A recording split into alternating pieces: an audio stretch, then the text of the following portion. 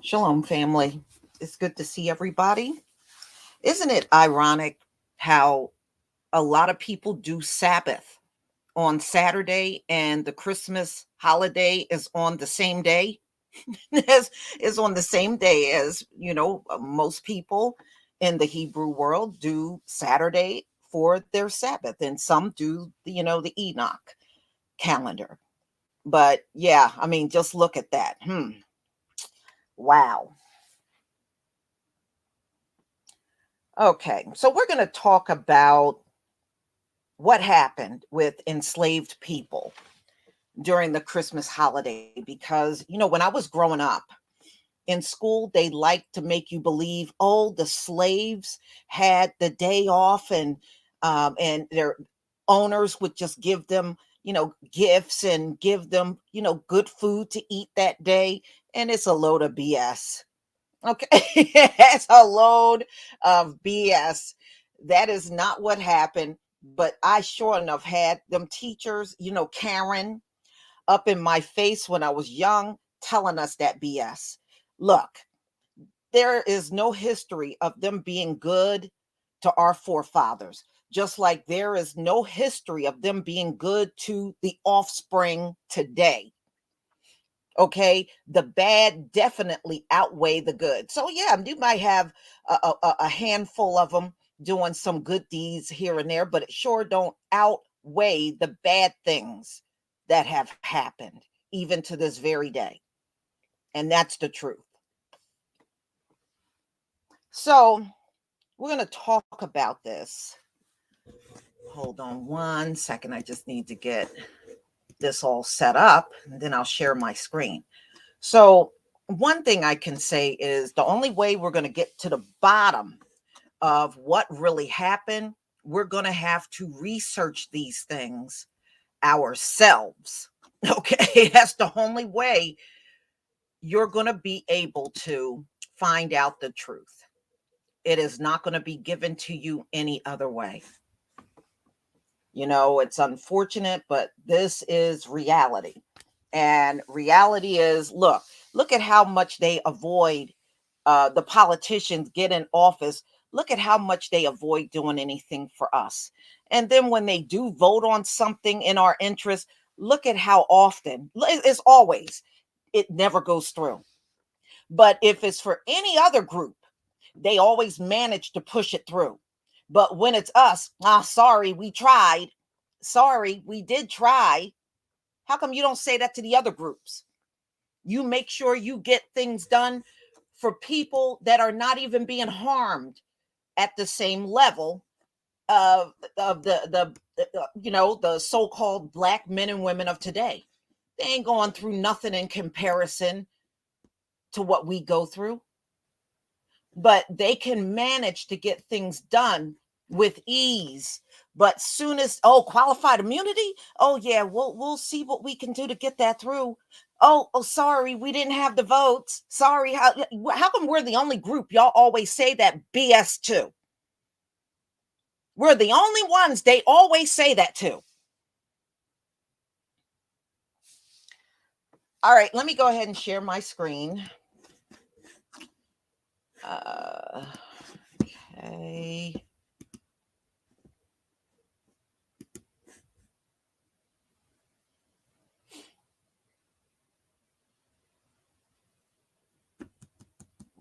Okay, come on now. All right.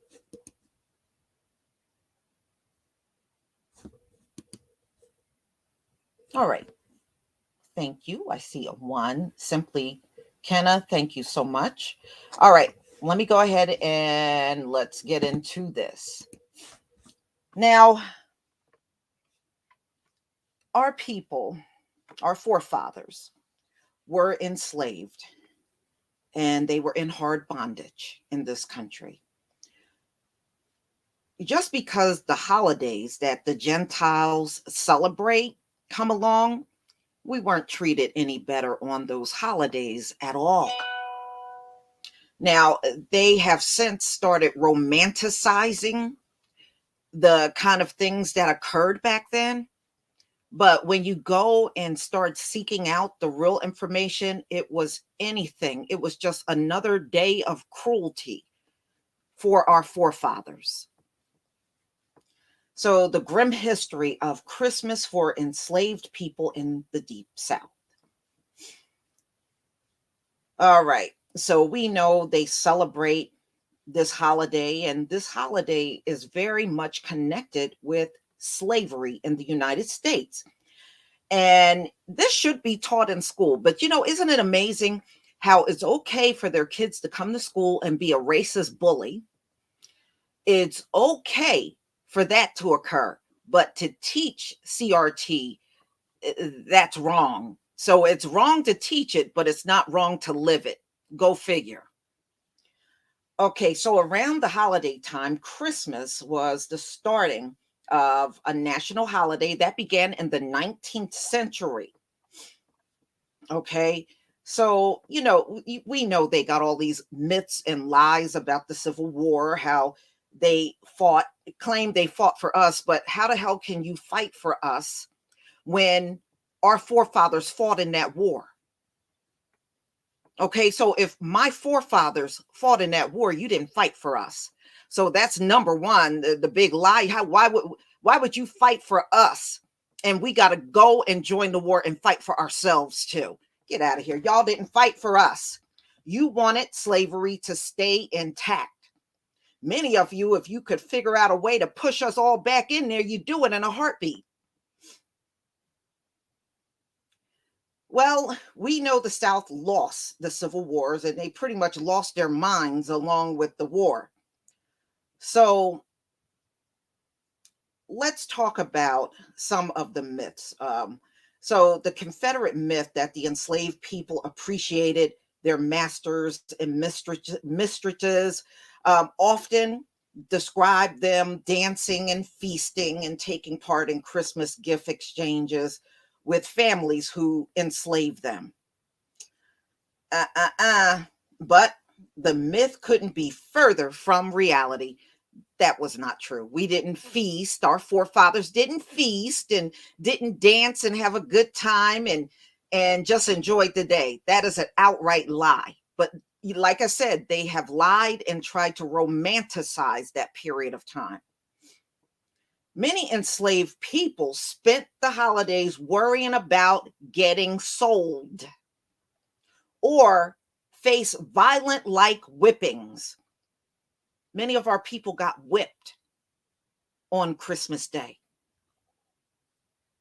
They got whipped.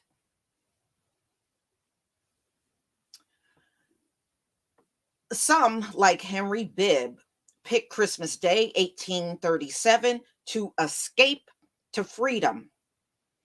In his 1849 memoirs, he wrote about deciding to make a bolt for liberty or consent to die a slave by paddling across a river from Kentucky to Ohio after his plantation owner gave enslaved people some time around the holiday to work for themselves.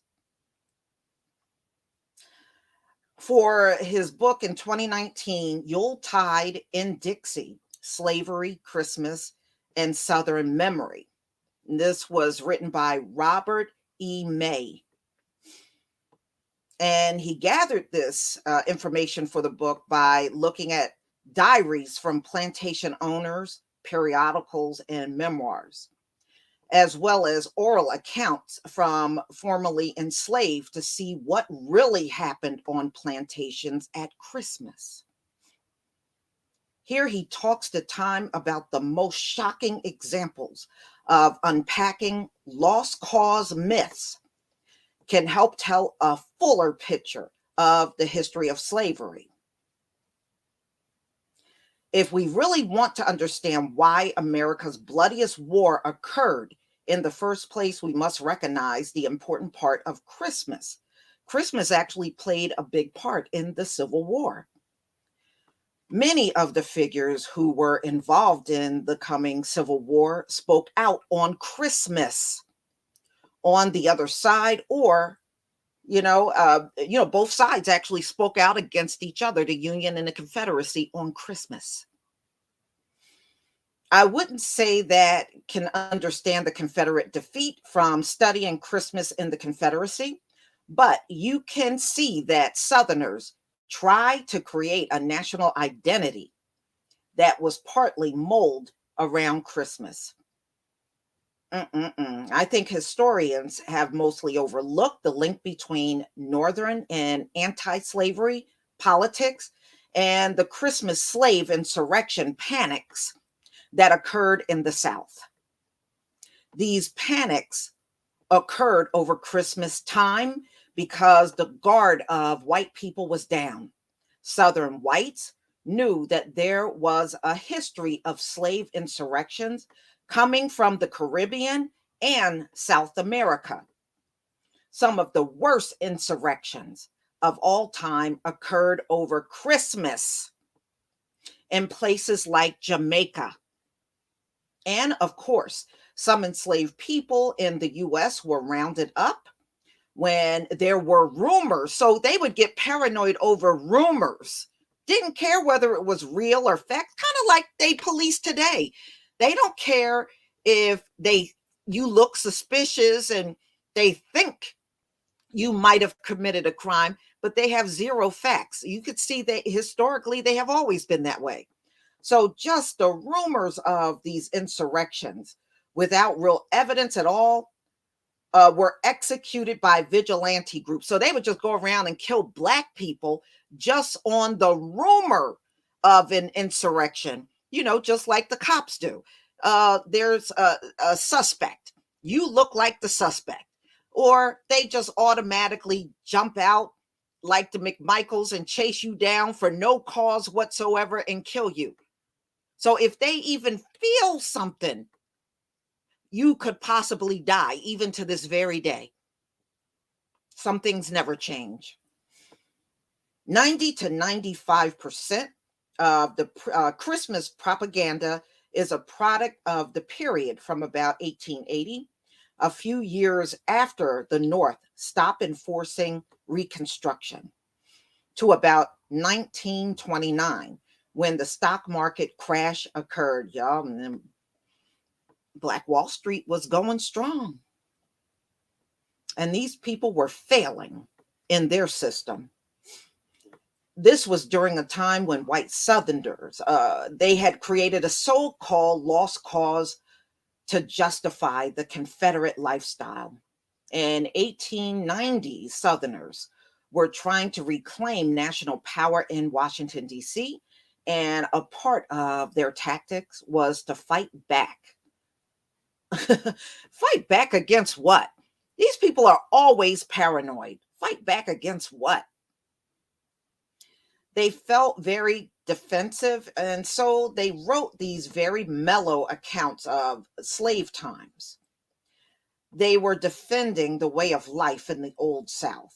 The United Daughters of Confederacy would give these warm, heartfelt appraisals of the Christmas experience in the South enslaved people. I never trust the account of people that don't look like the slaves. I don't. Whenever they get up and give their account of something, I tend not to believe it. Scores of authors would devote whole chapters to Christmas in memoirs and novels and short stories. They aren't just about Christmas, but Christmas was a major focus. One of the most important components of these works, trying to defend slavery and Southern custom before the Civil War. And they did win over a lot of hearts with it. They focused on these warm traditions, like all the joy of the enslaved people getting their presents. And lies, joking to each other about who would get the best Christmas present from their masters. And lies. According to the main components of the myth of Christmas in the late antebellum period, 1831, to the outbreak of the Civil War in 1861, slaveholders showed their concern for their slaves by what they gave them at Christmas.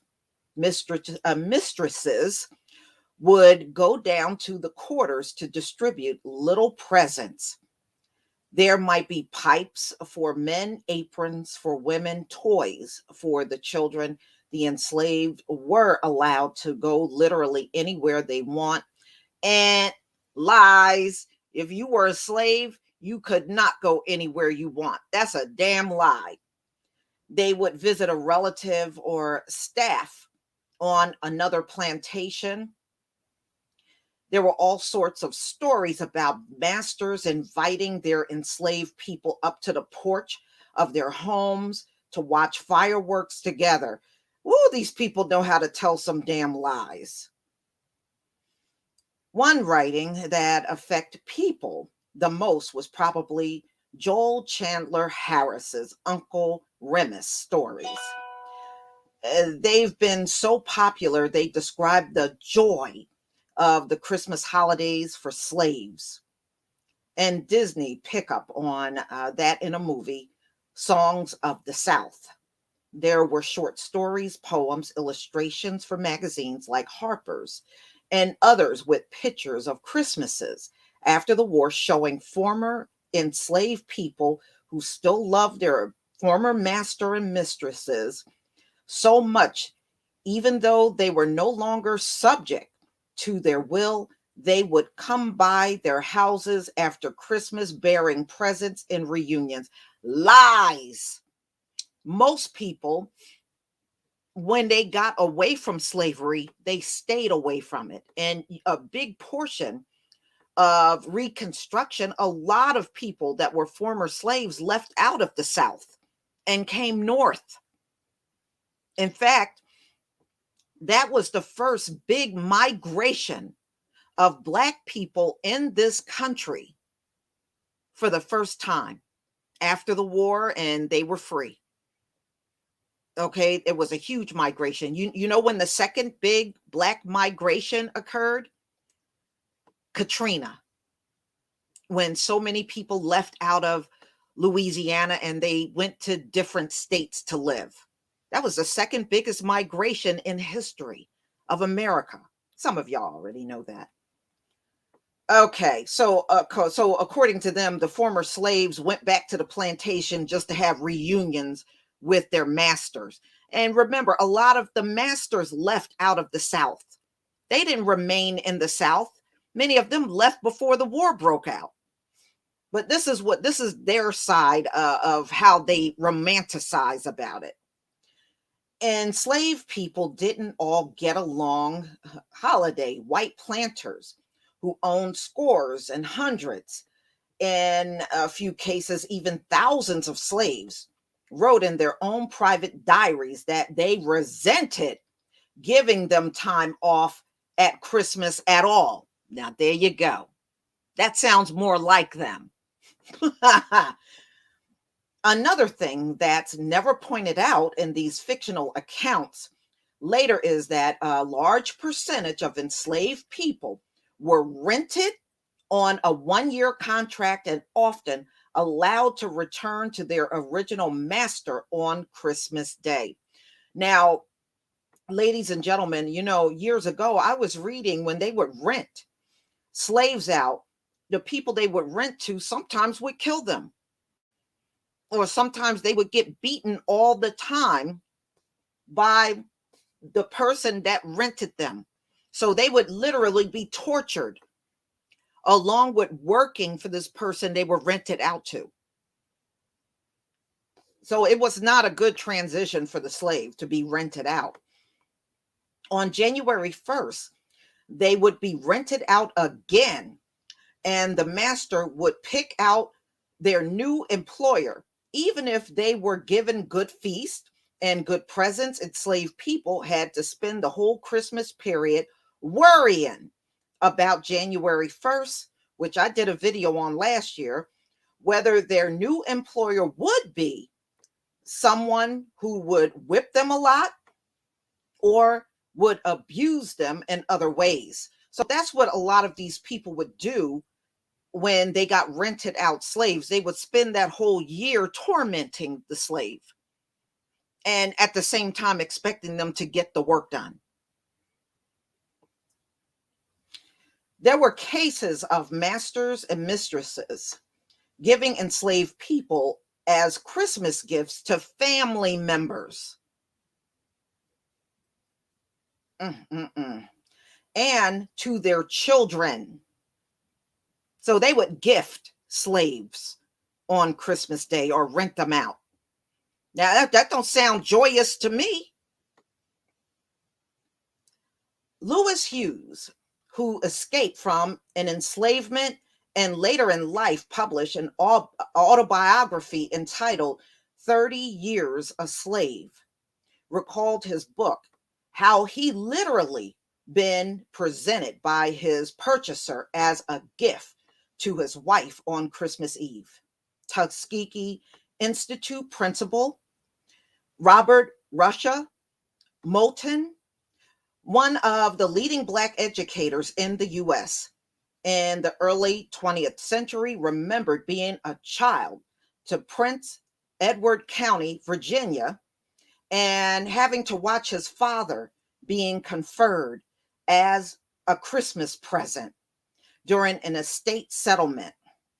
And LaSalle Corbell Pickett, a widow of George Pickett, the famed Confederate general who led Pickett's charge in Gettysburg, claims on her memoir that her present 1 year was a 6-week-old Black baby boy, accompanied with a deed that made him mine.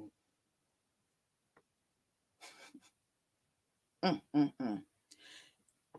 It's certainly timely in a sense that debates that are going on right now. Do you really bring up Christmas slave sales? Do you really bring up Christmas whippings? Or is that going to make part of your class feel badly or feel guilty? Quite frankly, I don't care about them feeling guilty, and I don't give a damn about how their children feel. Okay? Yes, I said it, and I don't take it back. I don't care. My answer is that we really do need to liberate teachers to address the past critically, not just about enslavement, but our whole history of race in America. As long as we don't address the hypercritically, we're never going to realize what really happened in the past. Many of them already know. We're going to perpetuate these myths that I think have helped underwrite segregation and discrimination in America for decades. And we're going to leave American school children in the dark, while teaching slavery critically is not necessarily a pleasant experience. Well, try living it. Okay, y'all getting all up in arms about talking about it, but so-called Black people in America live it out every day. Now, which is better, hearing about it or living it? Give me a break. No, I can't empathize with you saying that, oh, you're going to feel bad. Because of racism, many people in the Black community end up dead. So don't talk to me about feeling bad. The hell out of here. Okay, we have to engage with the past realistically. Well, it's not Black people that have a problem with dealing with things realistically. It's not us. That's why you don't see a whole gang of Black parents running up to the school to complain about critical race theory and not being taught because the white kids are going to feel bad and all. You don't see Black parents doing that. You only see one group of parents doing that BS. And those are the same ones that got their little brats up at the school being a racist.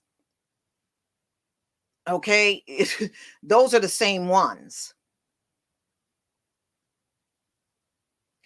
So don't ever let them romanticize slavery to you. Don't ever let them tell you that they were good to us. They don't have no track record of being good to us.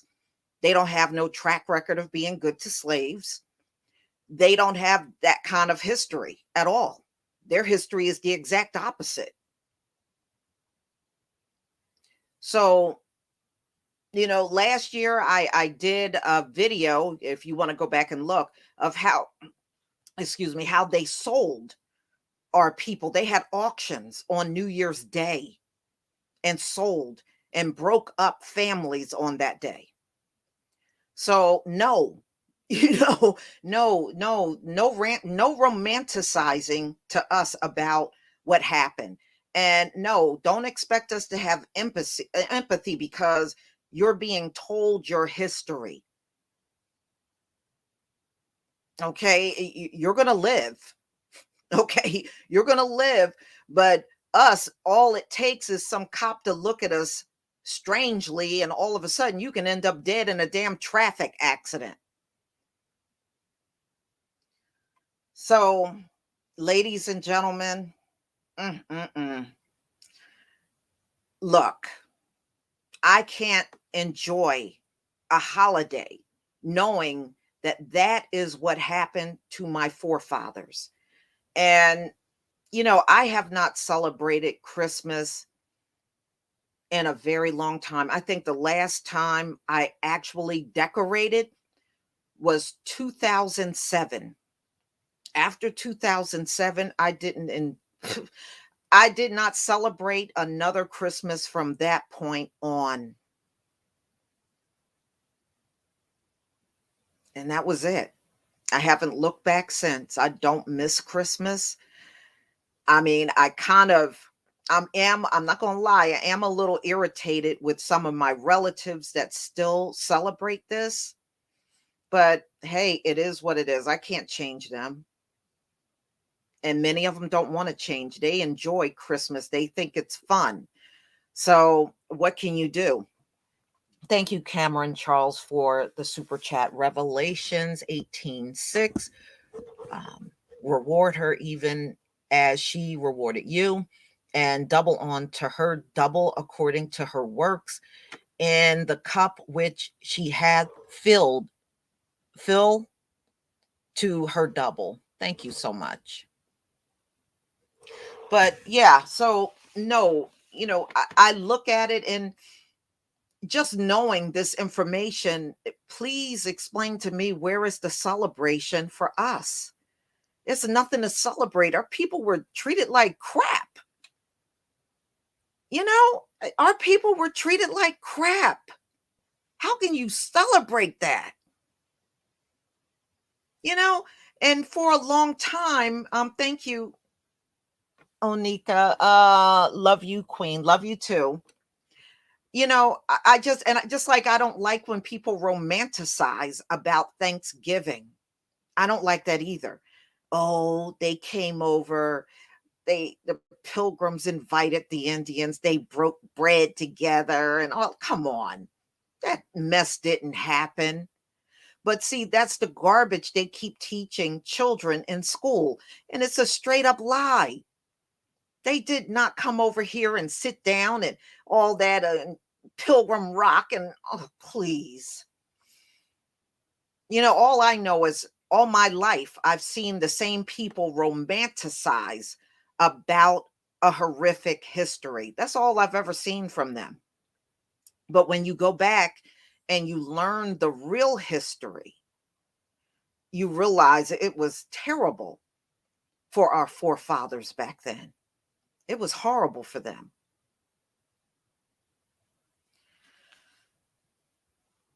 That's why I keep telling everybody, they're not going to resolve what's going on today, with the surge and everything. They're not going to, because they're not made for that.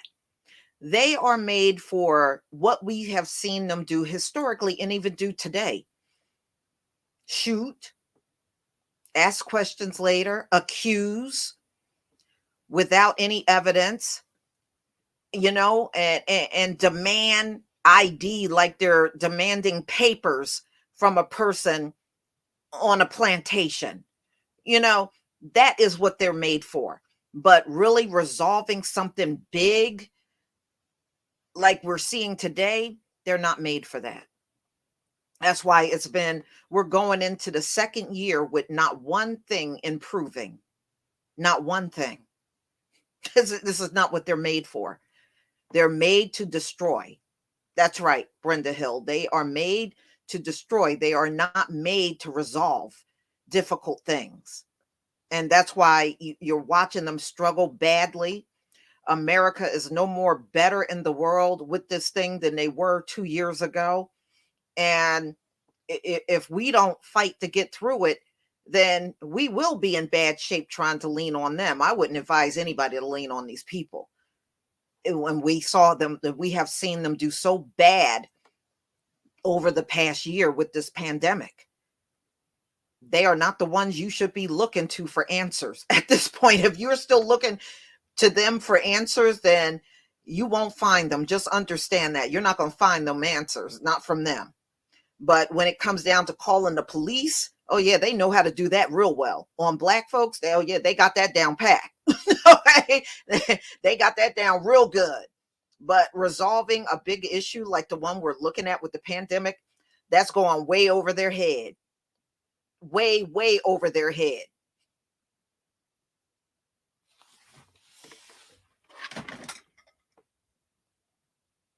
Mm-hmm. Oh yeah, look, like I said, you got the Shabbat and Christmas on the same day.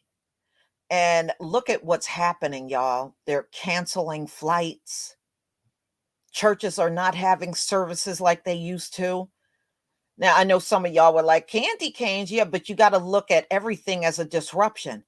Those things, they love getting that stuff and decorating their trees with it. They can't do it. And look at the Most High. He made the temperature so hot over the summer, the trees got scorched up. you know and besides, some of y'all need to chill out. It is not most of you. Backup trick 44, thank you for the super sticker. Some of y'all really need to chill out. Now sometimes I will do lighthearted stories, sometimes I'll do serious. Most of the time I do serious stories, but whenever I do one that might be kind of lighthearted or a little funny or something, some of y'all act like you get offended. Why are we talking about this? Well, why does everything in life got to be serious? I mean, seriously, why does everything got to be serious? And then I showed, and I didn't even show you my new furnace. When I told you my furnace went bad, I didn't even show you that. That thing looked like a science project back in my boiler room. But anyway, I talked about, I just put in the community tab my new gooseneck faucet. Now, that ain't no serious topic. My old one, the old one that my father installed when he was still living, broke. So I had to get a new faucet. Do you know some people took offense to that? Why are we talking about this? Because this is real life for me. And sometimes it's nothing wrong with me sharing some of the things that go through that happens in my life. What's wrong with that? My faucet broke. It was pure hell waiting for my new one to come because I had a continuous drip in my kitchen nonstop because one of the knobs broke on the old faucet. So I finally got my new faucet installed and it was nice. But some people were like, why are you doing this? Because this is really what happened to me in my life. Everything is not serious. I'm sorry some of you look for that, but if you need everything that I say to be dead serious all the time, you need to move on. You won't like it over here at all. But this is real life for me. These are the things that happen, just like when my furnace broke down and it was 9 degrees outside, y'all, when my furnace when my furnace went, we were freezing in here. So I mean, but those things are real. That's really what happened. I mean, everything is not going to be rosy in life, and I sure don't look for things to be rosy all the time, but this is really what happened. So I don't know. I guess some people just need everything to be serious all the time. And I just don't operate like that. Sometimes I might do some stories that are really serious, some that I get angry about.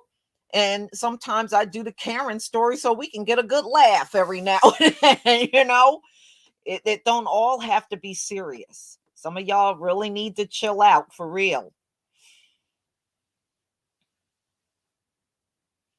Hmm. Yeah, I mean, and yeah, because someone was like, "Really? Is this what you're talking about?" Yes, because that's what I experience. That's what I experienced, and it was hard watching my father's work get taken off of my sink, because it just broke. I couldn't use, but sometimes when that happens, I feel like I'm losing a piece of him. I know that may sound kind of weird to some people, but that's how it feels.